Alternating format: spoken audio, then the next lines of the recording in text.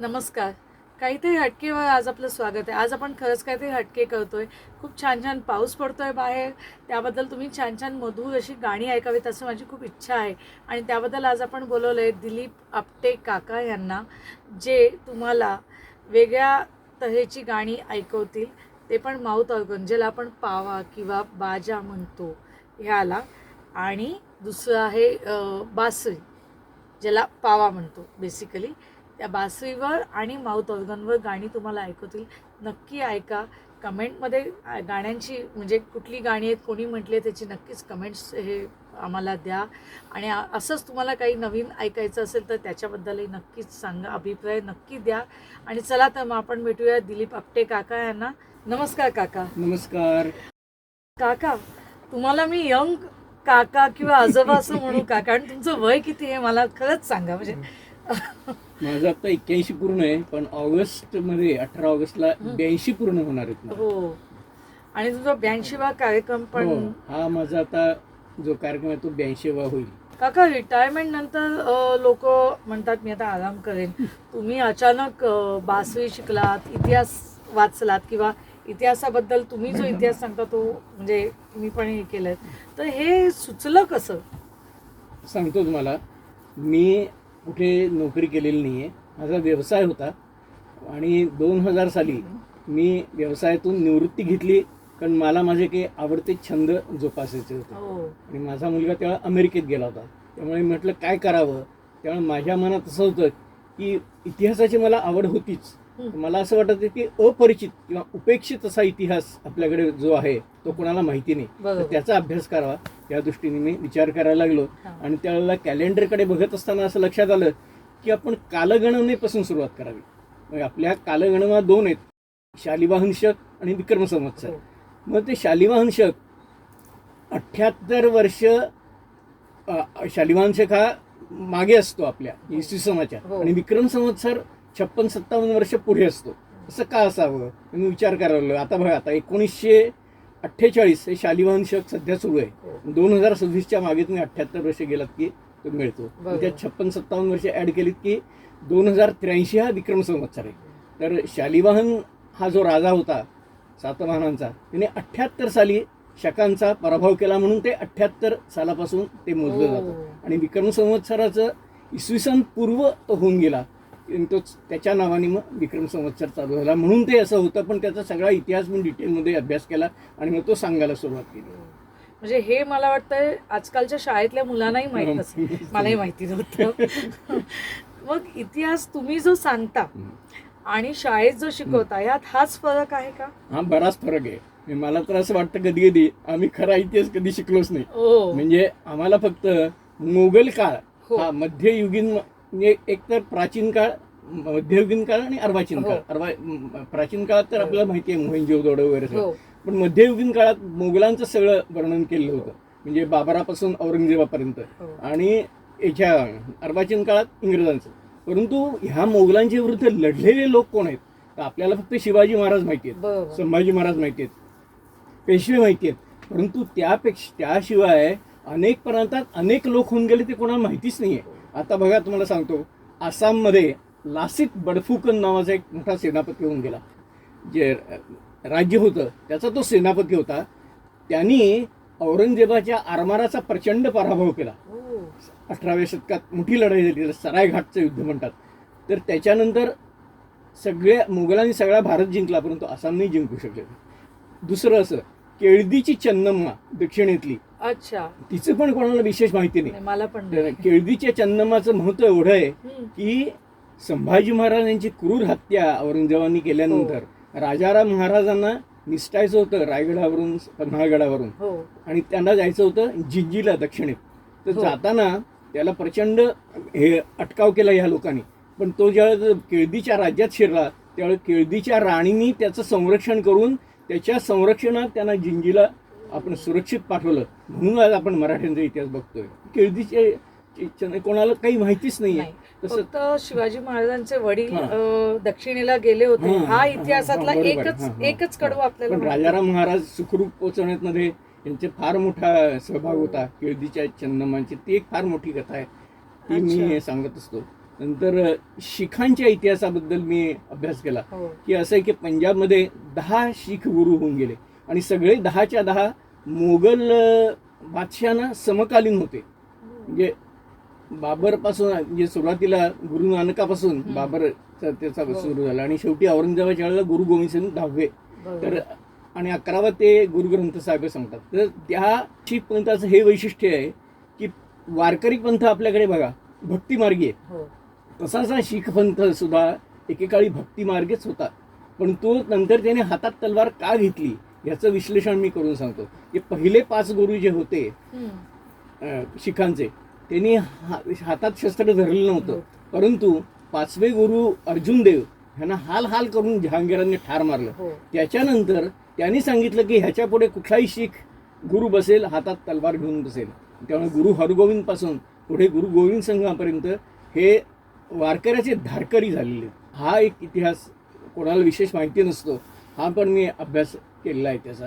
आणि या पहिल्या बाजीरावांच्या बद्दल तर मला फारच म्हणजे खरोखर वाईट वाटतं. एवढा तो मनुष्य 40 लढाया, एकही लढाई तो हारलेला नाही. हरलेलं नाही. त्याच्याबद्दल कोणी काही सांगतच नाही.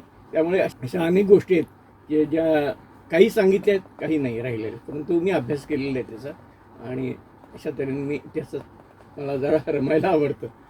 मस्तानी पण आपण हो, ऐकतो बरोबर आहे. की हो. ती राणी हो. होती बुंदेलखंडची. हो, हो. लोकांना फक्त माहितीये की ती हो, नाचायची, हो. पण नाचायची नाही. तर मी जो इतिहास वाचलाय बरोबर आहे. त्याप्रमाणे असं आहे की ती बाजीरावांबरोबर लढायला पण हो, गेलेली हो, आहे बरोबर आहे, अगदी आणि बरोबर. ती खूप चांगली लढवय्या हो, होती. हो, हो. म्हणजे तिचं हो. पण नेतृत्व हो. खूप चांगलं होतं हे ऐकलंय. हो. तर हे खरंच आहे का? हो हो होती. आता मी जास्त डिटेलमध्ये जात नाही, पण होती थोडं. Yes. हां. काका तुम्ही कितव्या वर्षी बासरी वाजवायला घेतली? हां, तर सांगतो. मला सुरुवातीला मी ज्यावेळी इथे व्यवसायानिमित्त डोंबिवलीला आलो साधारण 68-69 सालाचं, ते मला आधी फ्लूट वाजवायला कोण शिकवणार आहे ते आधी मी शोध घेतला. त्यावेळेस चंद्रकांत भोसेकर नावाचे एक ग्रस्त मला भेटले, त्यांनी ते शिकवायचे. मग त्यांच्याकडे गेलो, त्यांना विचारलं, ते म्हणाले तुम्हाला काय येतं? म्हटलं मला काही येत नाही. मग उभी फ्लूट त्यांनी मला आणून दिली. उभ्या फ्लूटवर त्यांनी साधारण 3-4 वर्षात मला 6-7 राग शिकवले. राग म्हणजे चिजा. सुरुवातीला पलटे वगैरे घोटून घेतले. मला सुरुवातीला अवघड वाटलं, पण नंतर एक एक रागाचं मला कळत गेलं. तर साधारण धूप म्हणा, बागेश्री, असे जे काही काही प्राथमिक राग आहेत, सारंग आहे, त्या अशा रागांचे मला काही की त्यांनी चिजा दिल्या, त्या घोटून घेतल्या. 4-5 वर्ष मी गेलो आणि मग ती बासरी व्यवसायामुळे मला तर रोज जाणं शक्य होत नव्हतं, म्हणून मी ती तशी कपाटात ठेवून दिली. आणि नंतर रिटायरमेंट नंतर 2000 साल्यानंतर 6-7 वर्ष मी हा इतिहासाचा अभ्यास केला आणि नंतर एकदम मला काय स्ट्राईक झालं, अरे म्हटलं आपल्याकडे फ्लूट आहे की आपण कधी वाजवून बघितलेलंच नाही आपण. तर ती सहज काढली आणि हात सुरुवात केली, तर सहज बोटं फिरत गेली. मला आश्चर्य वाटेल, पहिलं पंढरीनाथ हा झडकरी आता मी सहज वाजवायला घेतला. विठ्ठलाची कृपा म्हणा, कृष्णाची कृपा म्हणा, सहजपणे मी ते गाणं वाजवलं आणि म्हटलं अरे आपल्याला माहिती आहे बिना नोटेशन आपण वाजवू शकतो. आणि त्याच्यानंतर मग एक गाणं वाजवायला सुरुवात केली. मग काही वर्ष अशी गेल्यानंतर माझी पत्नी जयश्री म्हणाली, अहो तुम्ही जर उभी फ्लूट वाजवता तर आडवीसं वाजवून बघा ना. पण आडवी माझ्याकडे नव्हती, परंतु योगायोग असा एकाने मला बासरी भेट दिली. तो म्हटलं मी बासरी नाही वाजवत आडवी, मी वाजून तर बघा. आणि मी खरोखर सांगतो 5 ते 6 दिवसात मी आडवी बासरी वाजवायला शिकलो. आणि मग त्याच्यानंतर मग आडवी बासरीच कायम वाजवायला लागलो आणि मग अशा तऱ्हेने ते पुढे सुरू झालं. पुढे असं झालं की किती गाणी वाजवायची आणि कोणकोणती वाजवायची, मग त्याला आपण एक काहीतरी चौकट तयार करावी असं मला वाटलं, की त्याला काहीतरी एक निश्चित आकार द्यावा. तर मग काय करावं, तर आमच्याकडे बिनाका गीतमाला म्हणून 1952 साली अमीन famous साहेबांनी आहे यांनी ते. सुरुवात केली होती. तर त्याच्याबद्दल मला पहिल्यापासून अतिशय आवड. मी अनेक कार्यक्रम अमीन साहेबांचे ऐकलेले. म्हटलं आपण आता बिनाका गीतमाला म्हणजे हजारो गाणी आहेत, मग त्यातली निवडायची कुठली, म्हणून मग मी असं नक्की केलं. 1952 साली सुरू झाली ना बिनाका, आणि बिनाका गीतमालामध्ये 16 गाणी वाजवायची पद्धत होती. पण 1952 ते 1967 16 वर्ष झाली, त्यातलं पहिलं गाणं फक्त वाजवायचं असं मी ठरवलं. ठरवलं तर खरं, त्यावेळी बिनाका गीत मला एक आठवण नावाचं एक पुस्तक एकाने लिहिलं होतं, ते माझ्याकडे होतं. पण आता निवेदन कोणी तयार करायचं, त्यावेळेला माझी पत्नी माझ्या मदतीला धावून आली आणि तिने सगळं व्यवस्थित 16 गाण्यांचे टॉपचं सगळं निवेदन प्रत्येकाच्या सकट व्यवस्थित केलं. आणि शेवटपर्यंत ज्या वेळेला कुठलाही माझा कार्यक्रम जाहीर असतो त्यावेळेला माझी पत्नी जयश्री कायम माझ्याबरोबर असते, निवेदन उत्तम प्रकारे करते. अशा तऱ्हेने माझे खूप कार्यक्रम झाले. म्हणजे मला माउथ टू माउथ पब्लिसिटी मला कुठे जाहिरात करावीच लागली नाही.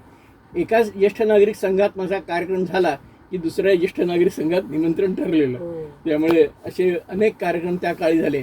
आणि मग असं केलं, मग बिनाका गीत मला शिवाय दुसरं काय करता येईल.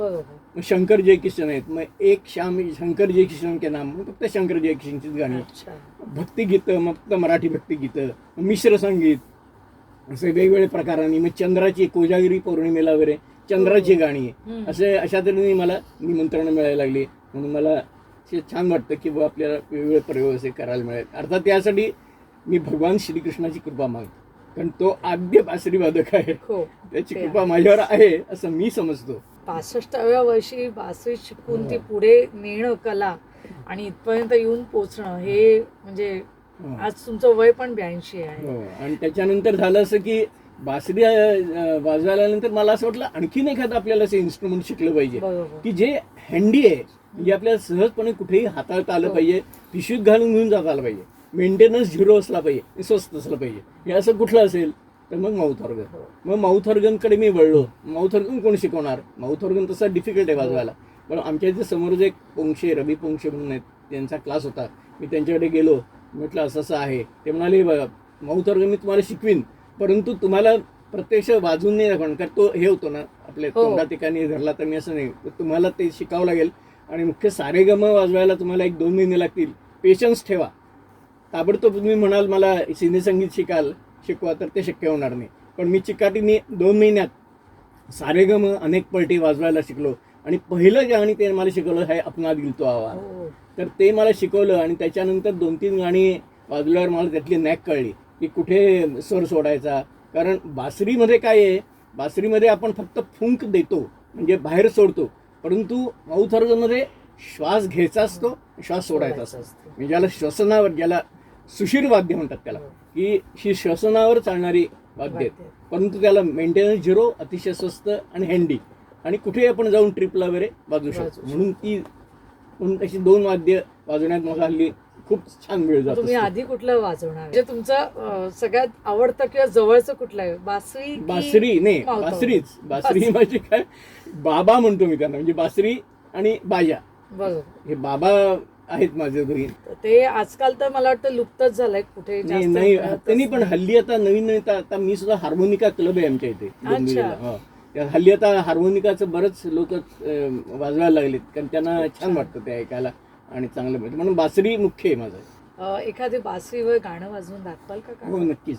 मी आपल्याला मेहबूबा या 1976च्या सिनेमातले गाणं वाजवून दाखवणार आहे. ते चित्रित केले राजेश खन्नावर, आणि ते मी आपल्याला आता वाजवून दाखवतो. काका जे गाणं वाजवून दाखवत आहेत ते कुठलं गाणं आहे ते तुम्ही कमेंटमध्ये आम्हाला सांगा. मला बघायचं आमच्या प्रेक्षकांना किती माहिती आहे.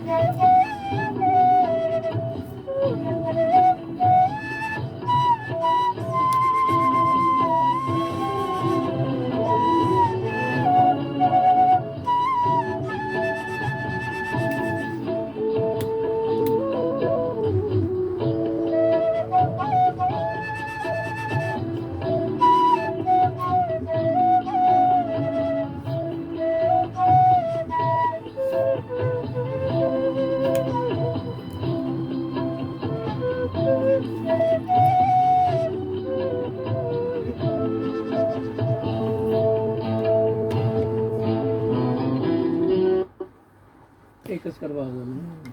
खूपच छान काका वाजवलेलं आहेत. मला हे गाणं आठवतंय, मला हे गाणं माहिती आहे. मला म्हणूनच बघायचं की आपल्यात किती जणांना हे गाणं हे ओळखून दाखवू शकतायत.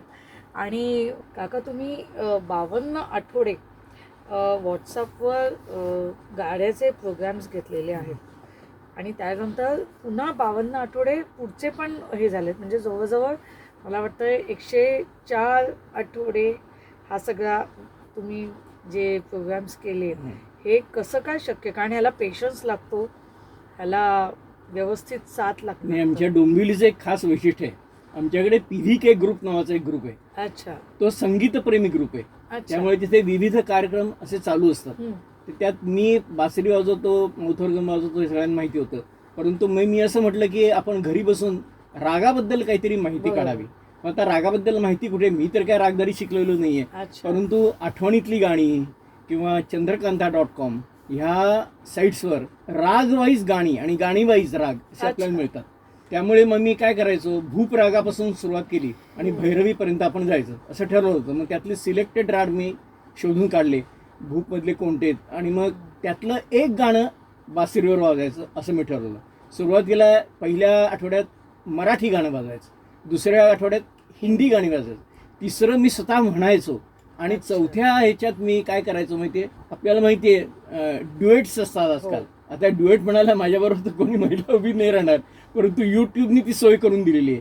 यूट्यूबमध्ये महिला आणि पुरुष यांचे दोघांचे हे असतात, कराओके असतात. त्याप्रमाणे मग मी म्हणायचो आणि मग त्याच्याबरोबर तिचा आवाज लावायचो आणि मग ती मला नॅक कळून गेली. आणि मग एक बिना रागाचं मी एक माउथ ऑर्गनवरचं गाणं, ते 4 आठवडे 4 रविवार 4 असे म्हणजे नक्की झालेले आहेत आणि अजूनही ते चालू आहेत.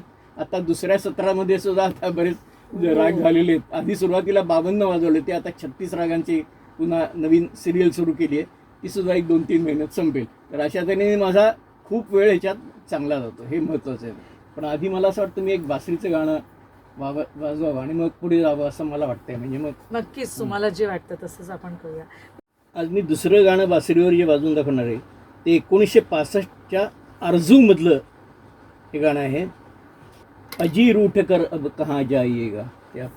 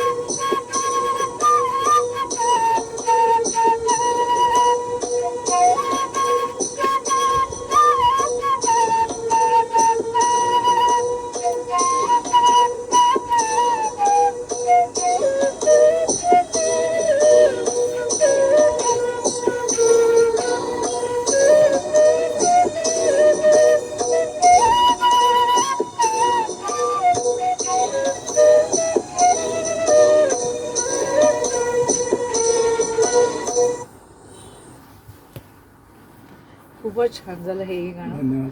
पण मला सांगा 3 बासऱ्या काय आहेत, त्याला काय म्हणजे बासरीमध्ये काय आहे, जसे आपल्याकडे हे आहेत ना, शुद्ध स्वर आणि कोमल स्वर, त्या प्रत्येक स्वराची एक बासरी असते.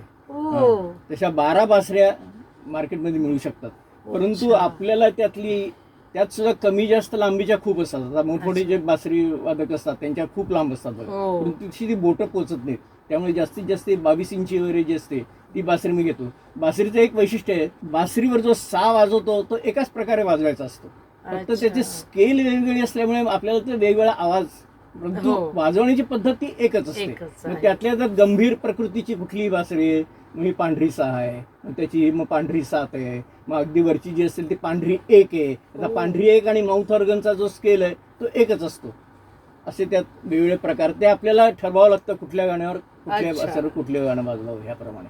तुमचं एक जे मला गाणं फार आवडतं आणि ऑफकोर्स ते आपल्या वीर सावरकरांचं आहे, ते खरं तर मला ऐकायची खूप इच्छा आहे आणि ते नक्कीच ऐका तुम्ही पण सगळ्यांनी. आता एवढा छान माहोल आहे, पाऊस पडतोय बाहेर आणि ही गाणी अशी छान ऐकायला खूप मस्त वाटतं.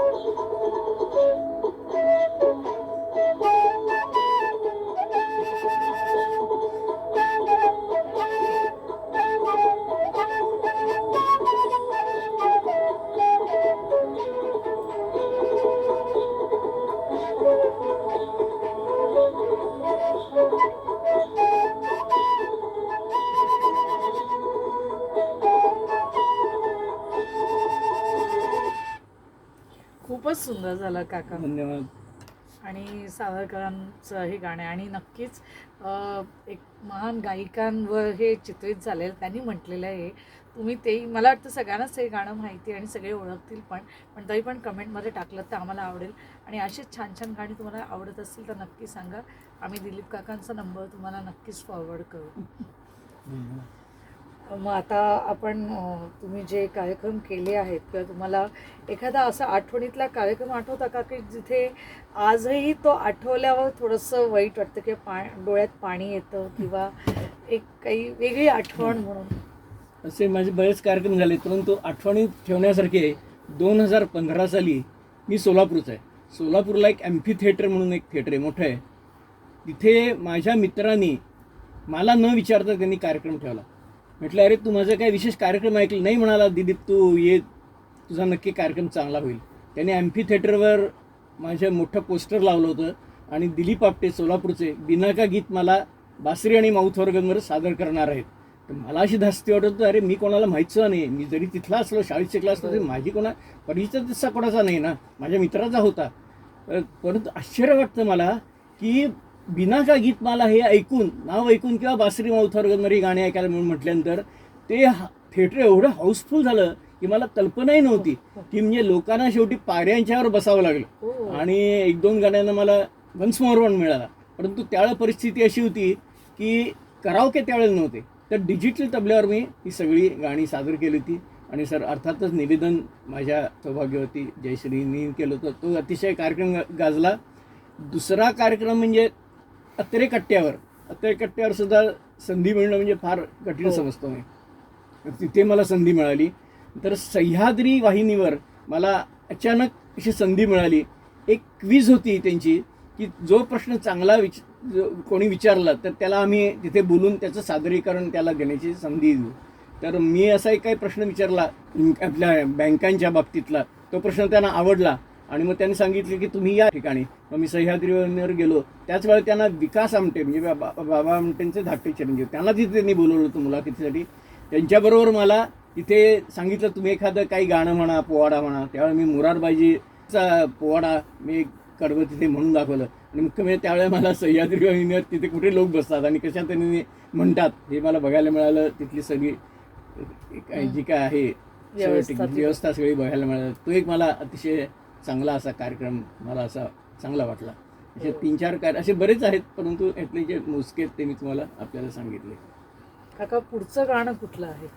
कारण मला उत्सुकता खरं तर आज बासऱ्या आणि म्हणजे आपण ज्याला पावा किंवा माऊथ ऑर्गन म्हणतो त्याला जास्त. माऊथ ऑर्गनवर मी आता पुढचं एक गाणं वाजवणार आहे.